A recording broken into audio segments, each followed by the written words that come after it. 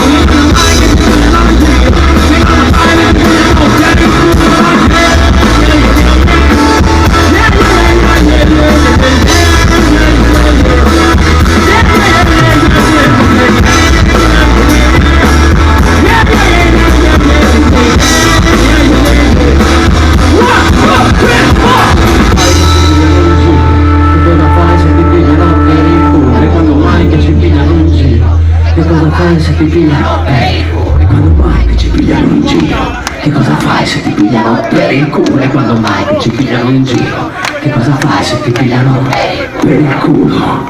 Grazie!